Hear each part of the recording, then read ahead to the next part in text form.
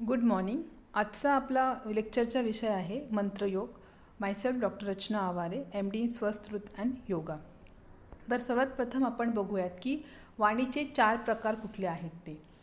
आपल्याला नेहमी असं वाटतं की जे आपण तोंडाने बोलतो तीच वाणी आहे असं आपल्याला वाटतं, पण तसं नाही आहे. वाणीचे 4 आणखीनही प्रकार आहेत किंवा शब्द उत्पन्न होण्यासाठी, त्या वाणीला उत्पन्न होण्यासाठी 4 अवस्थेमधून जावे लागते.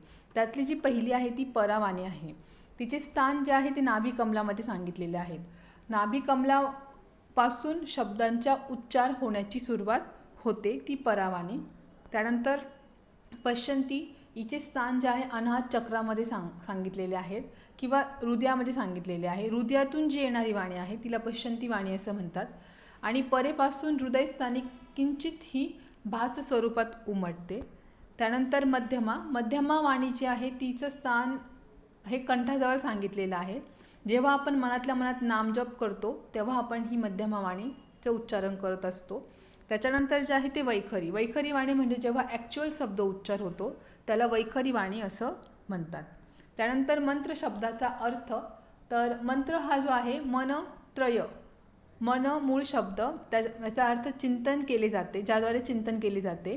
आणि त्रयतान मुक्ती म्हणजे ज्याद्वारे मुक्ती मिळते ते, म्हणजे याचा अर्थ असा होतो की मननात त्रायते इति मंत्र, चिंतनाद्वारे मुक्ती देतात ते मंत्र, किंवा अशी शक्ती जी बंधनातून मुक्त करते ते मंत्र. त्यानंतर मंत्रयोगाचं ध्येय किंवा कुठल्याही योगाचं ध्येय किंवा अष्टांग योगाचं ध्येय किंवा सप्तांग योगाचं ध्येय, जो कुठला योग आहे त्याचं स्पिरिच्युअल ध्येय हे आहे मोक्षप्राप्ती असंच आहे.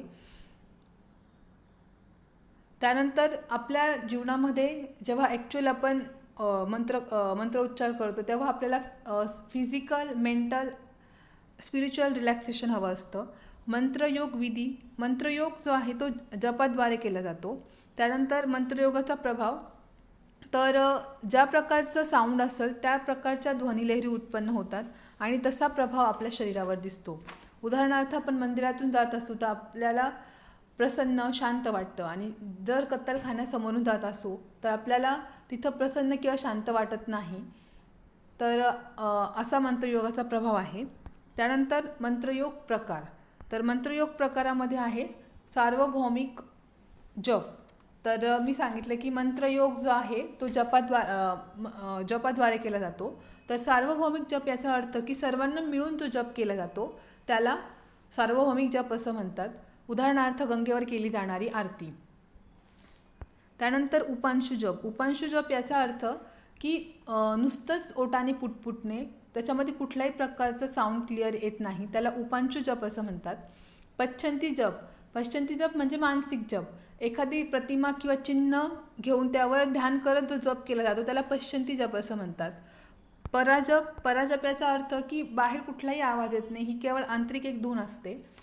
त्याच्यानंतर जे आहे ते नित्यजप म्हणजे तो प्रतिदिन केला जातो किंवा रोज केला जातो, जसं आपण सायंकाळी संध्या करतो, तो एक नित्यजपाचा प्रकार आहे.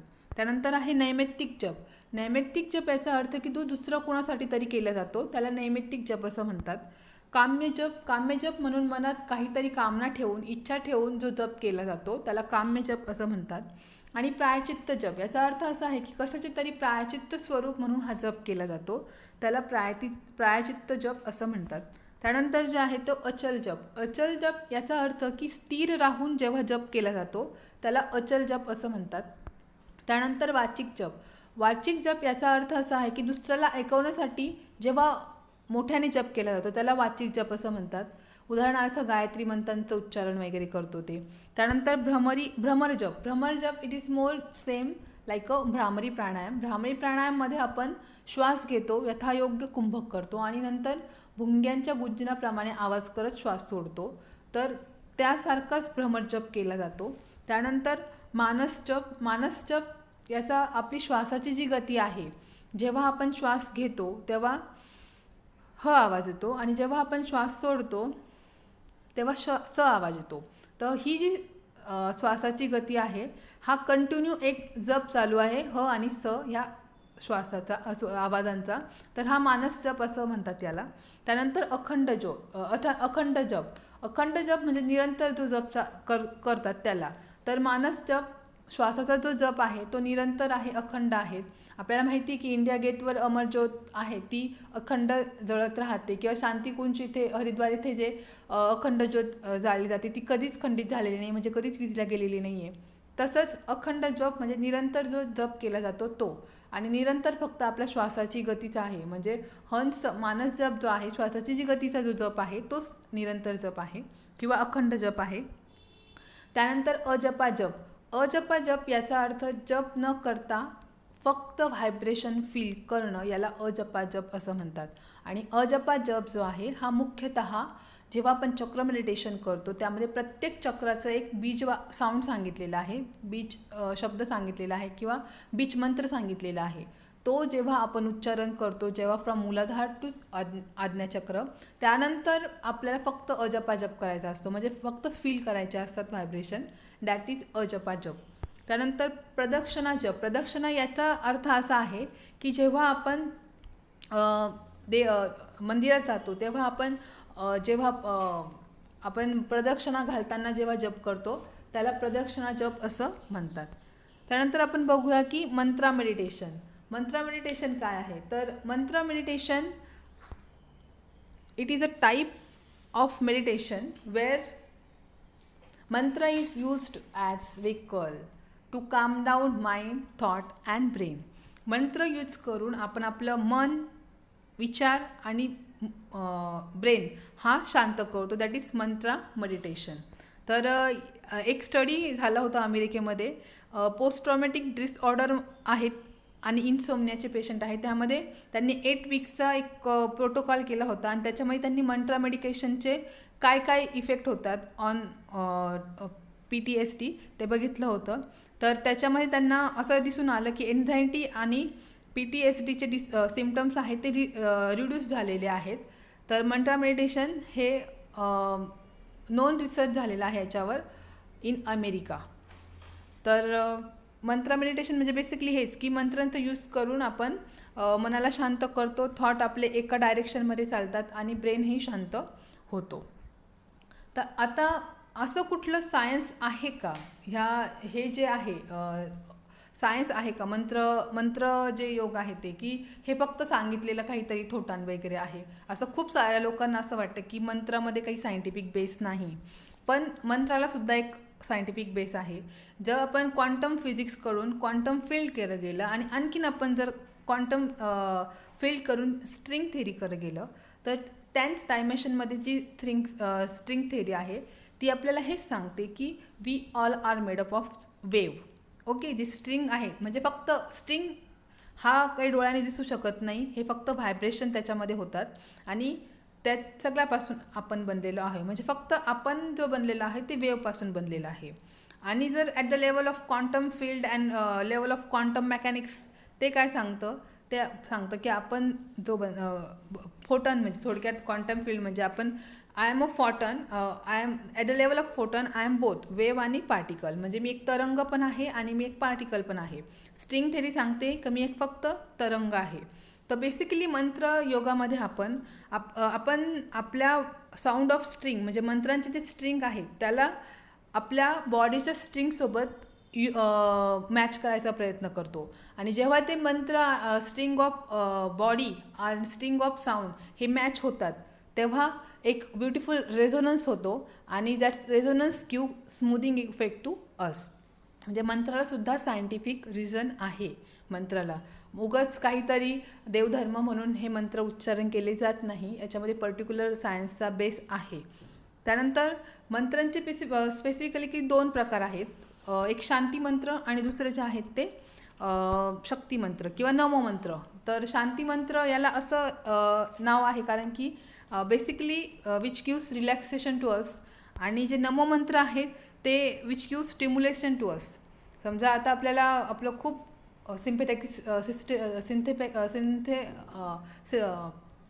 सिम्पॅथॅटिक सिस्टीम तर आपली कंटिन्यू चालू आहे, आपला BP पल्स वाढलेला आहे, तर आपल्याला तेव्हा शांती मंत्रांची गरज पडणार आहे. बट एखादा पर्सन आहे तो डिप्रेशनमध्ये आहे तेव्हा त्याला नमो मंत्रांची म्हणजे ऊर्जा देणाऱ्या मंत्रांची गरज पडणार आहे. तर अकॉर्डिंग टू इफेक्ट याचे 2 प्रकार आहेत, शांती मंत्र आणि नमो मंत्र. तर शांती मंत्रामधला बेसिक जो आहे तो ओम हा शब्द आहे आणि नमो मंत्रामध्ये जो जैनांचा मेन मंत्र सांगितलेला आहे नमो हरिहंताणाम ते एक आहे आणि बाकीच्या काही कंडिशन आहेत त्याचा आपण अप्लाय केला मंत्रांना तर बेसिकली ते आपल्याला उष्मा देतात किंवा ऊर्जा देतात. तर सर्वात प्रथम बघूया आपण ओमबद्दल माहिती. काय सायंटिफिक काय बेस आहे ओमला. तर जेव्हा केव्हा आपल्याला लागतं तेव्हा आपण जे उच्चारतो ते स्वर उच्चारतो. उदाहरणार्थ आ, ई, उ, औच असं आपण म्हणतो. तर याच्या पाठीमागे सायन्स असं आहे की जेव्हा आपण स्वराचा उच्चार करतो तेव्हा इंटरलुकिंग 2 जे आहे ते सिक्रेट होतं आणि which is 200 times stronger than an aspirin. Aspirin हे पेन किलर आहे. आणि जेव्हा आपण रडतो तेव्हा आपण नेझल कन्सोनंटचा उपयोग करतो आणि नेझल कन्सोनंट जे आहेत किंवा इथं ओम जे आहे म हा नेझल अनुनासिक आहे.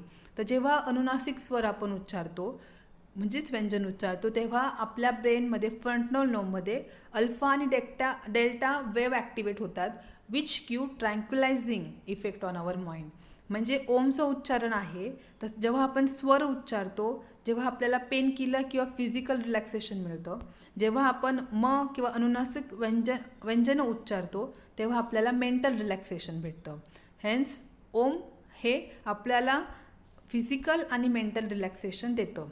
आणि बिसाइड्स ऑफ दॅट जेव्हा आपण मंत्रांचं उच्चारण करतो तेव्हा we trying to shift our sympathetic to parasympathetic state of mind. त्याच्यानंतर जे हॅपी हॉर्मोन्स आहे डोपामाइन, ॲम्फेटामाइन, एंडोर्फिन ह्यांच्या लेवल ब्लडमधल्या इन्क्रीज होतात आणि इपिनेफ्रिन आणि नॉन इपिनेफ्रिन यांच्या लेवल डिक्रीज होतात. या सगळ्यांमुळं काय होतं आपलं माइंड रिलॅक्स होतं. Chanting Om mantra is for physical, mental and spiritual रिलॅक्सेशनसाठी आहे. तर ह्या असं प्रकारे हे शांती मंत्र सांगितलेले आहेत. आता आपण बघू की नमो मंत्र म्हणजे शक्ती मंत्र. तर कुठले मंत्र आपल्याला शक्ती देतात तर जेव्हा ज्या मंत्रांमध्ये न हा शब्द येतो. न म्हणजे ट वर्गामधला शेवटचा नमो अरिहंताणम. नमोमध्ये न पहिला पण आला आणि शेवटी पण आला. नमो सिद्धाणम. ओके.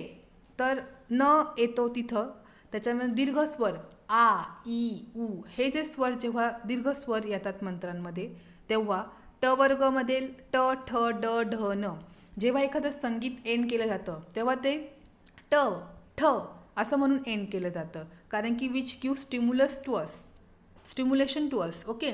जेव्हा समासयुक्त शब्द असतात म्हणजे जोड शब्द असतात राधा कृष्ण, राधे राधे ते शब्दसुद्धा आपल्या शक्ती देतात. कठोर मुळाक्षरे म्हणजे प्रत्येक मुळाक्षर वर्गातलं पहिलं शब्द म्हणजे क, च, ट, त, प, य हे.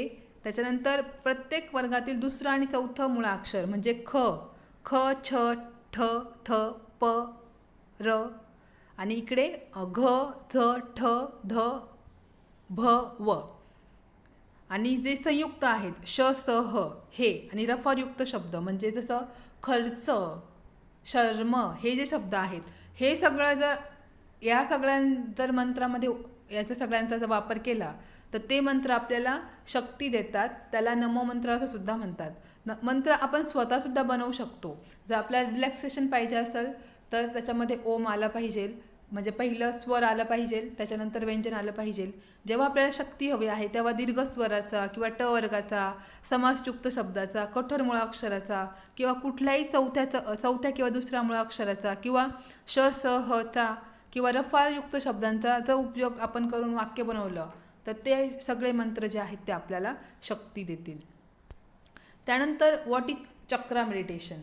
चक्र मेडिटेशन जे आहे तर बेसिकली आपल्या बॉडीमध्ये जे आहे ना ते 7 एरिया सांगितलेले आहेत where autonomic plexuses is at its maximum strength. आपण त्याला ॲटोनॉमिक गँग्लियॉन म्हणतात आणि each ganglion is associated with endocrine gland or autonomous nervous system.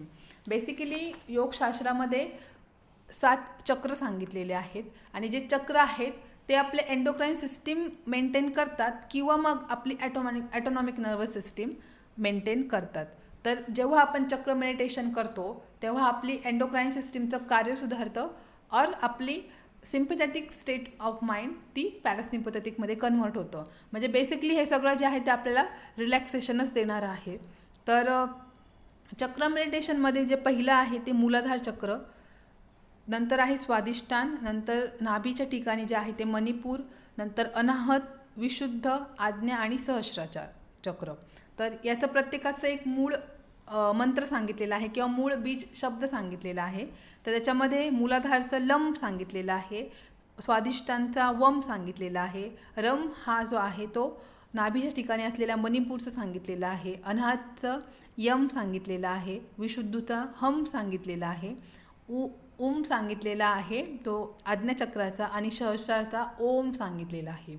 ह्या चक्रांचं जर आपण मेडिटेशन, ह्या मंत्रांचं हे मंत्र उच्चारून जर आपण मेडिटेशन केलं तर त्याला चक्र मेडिटेशन असं म्हणतात.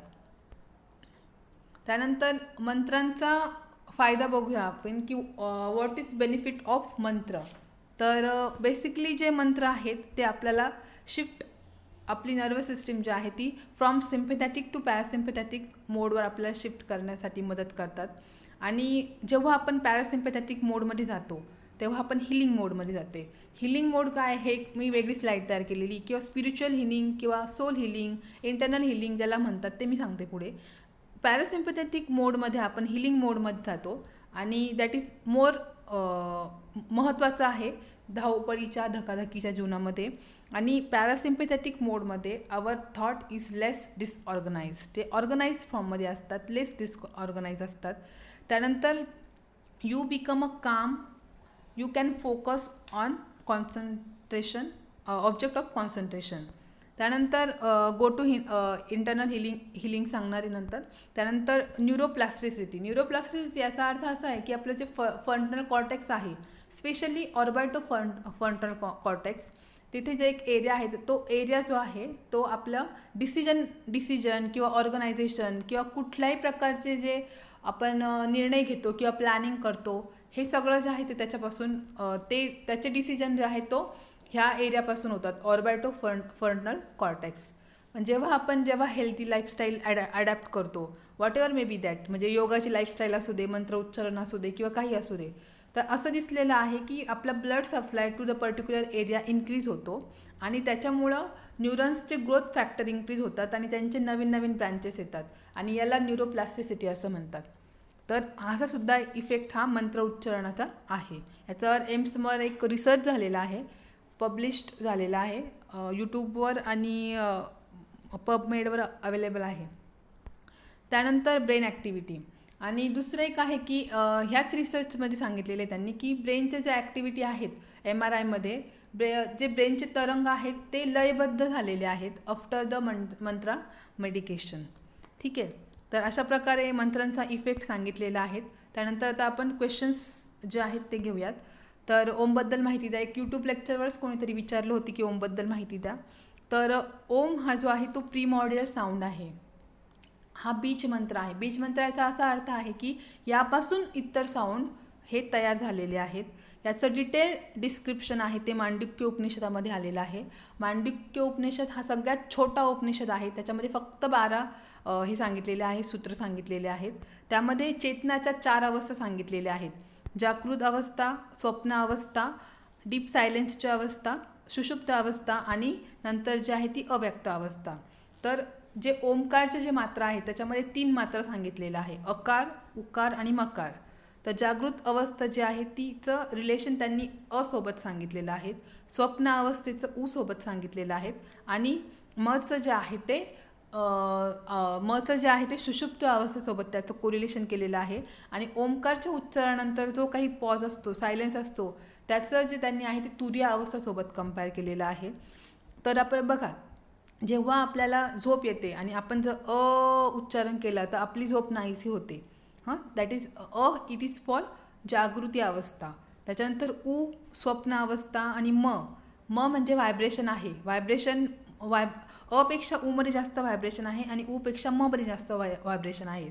तर जेव्हा व्हायब्रेशन भेटतं तेव्हा आपल्याला रिलॅक्सेशन भेटतं. त्याच्यामुळं म आणि सायलेन्स ह्याचं त्यांनी चेतनाच्या अवस्थेमध्ये अवस्थेशी कंपेअर करून सांगितलेलं आहे. अशा प्रकारे ओमबद्दल सायंटिफिक माहिती आधी सांगितलेली आहे आणि जी उपनिषदामध्ये किंवा वेदामध्ये आलेली आहे ती ही माहिती आहे.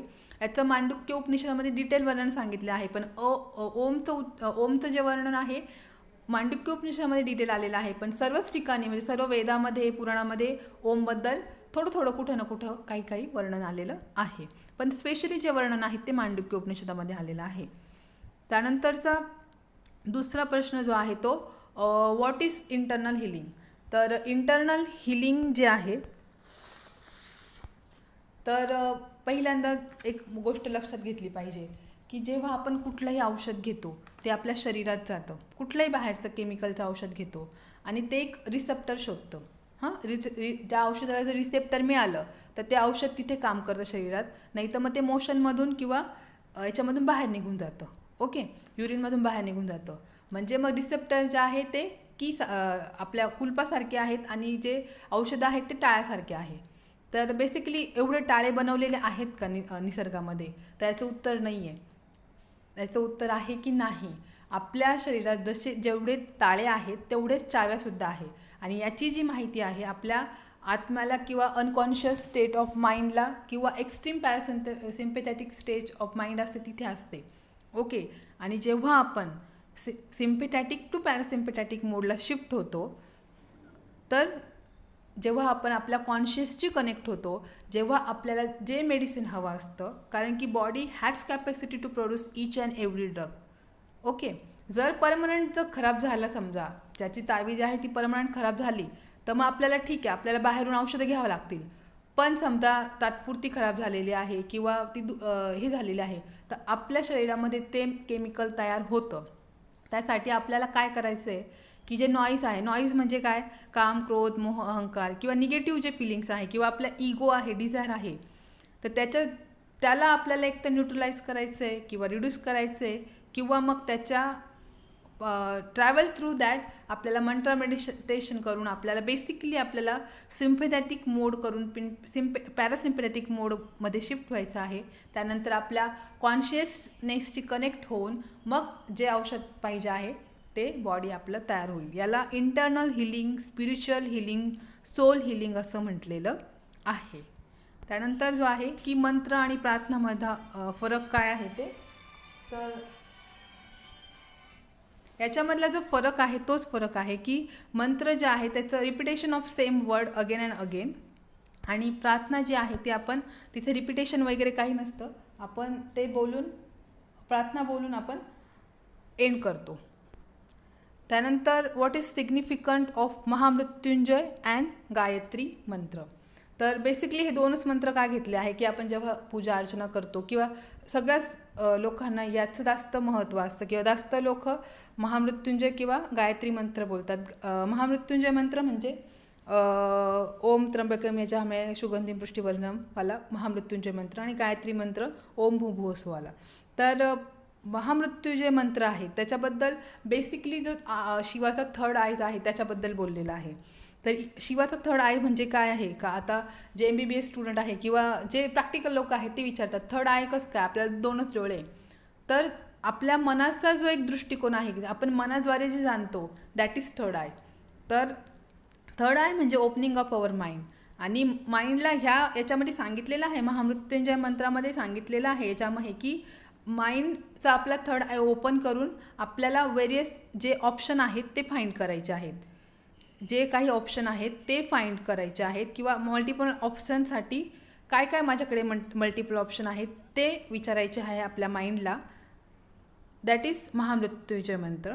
आणि गायत्री मंत्र वन्स आपल्याला जेव्हा ऑप्शन मिळाले तर त्यातलं जे बेसिक कॉन्शियसनेसनी आपल्याला जे राईट ऑप्शन आहे, सन्मार्ग किंवा सन्बुद्धीनी जे आपल्याला योग्य वाटेल तो ऑप्शन त्याला निवडायचा आहे.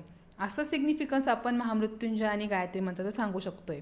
म्हणजे महामृत्युंजय मंत्र आपल्याला बेसिकली काय सांगतं की आपलं थर्ड आय म्हणजे मनाचं हे ओपन करा, मन ओपन करा, ओपनिंग ऑफ अवर माइंड.